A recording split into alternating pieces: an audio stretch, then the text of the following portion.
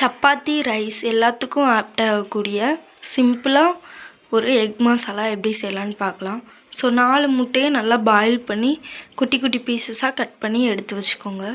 So cut பண்ணி வச்சதை அது ஒரு ஓரமாக வச்சுட்டு ஒரு கடாய் சூடுபடுத்தி அதில் தேவையான அளவு எண்ணெய் ஊற்றிக்கோங்க. ஸோ எண்ணெய் ஊற்றுனதுக்கப்புறம் சோம்பு, கடுகு ரெண்டுமே ஆட் பண்ணிவிட்டு வெங்காயம் தேவையான அளவு போட்டு நல்லா வதக்கி விட்டுக்கோங்க. ஸோ லைட்டாக வதங்கினதுக்கப்புறம் கருவேப்பிலை போட்டுட்டு நல்லா வதக்கி விடுங்க. ஸோ இந்தளவுக்கு நல்லா கோல்டன் ப்ரௌன் ஆனதுக்கப்புறம் தக்காளி ஆட் பண்ணிக்கோங்க. ஸோ ஒரு 2 மீடியம் சைஸ் தக்காளியை கட் பண்ணி சேர்த்துருக்கேன். ஸோ தக்காளி ஆட் பண்ணதுக்கப்புறம் இதுக்கு தேவையான அளவு கல் உப்பு.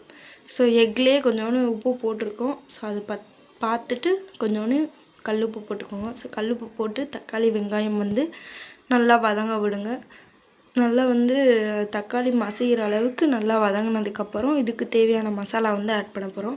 So chilli powder, turmeric powder and coriander powder add பண்ணுங்கள். ஸோ அது இல்லை அப்படின்னா வீட்டிலையே அரைச்சி வச்சுருக்கக்கூடிய குழம்பு மசாலா பொடி கூட போட்டுக்கலாம்.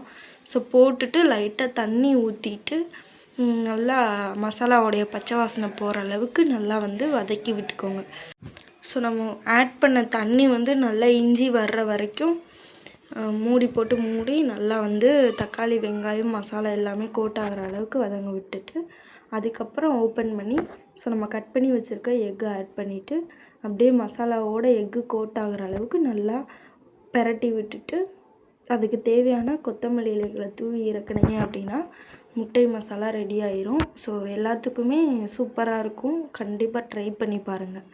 தேங்க்யூ. அப்படியே நம்மளுடைய சேனலை சப்ஸ்கிரைப் பண்ணி எனக்கு சப்போர்ட் பண்ணுங்கள்.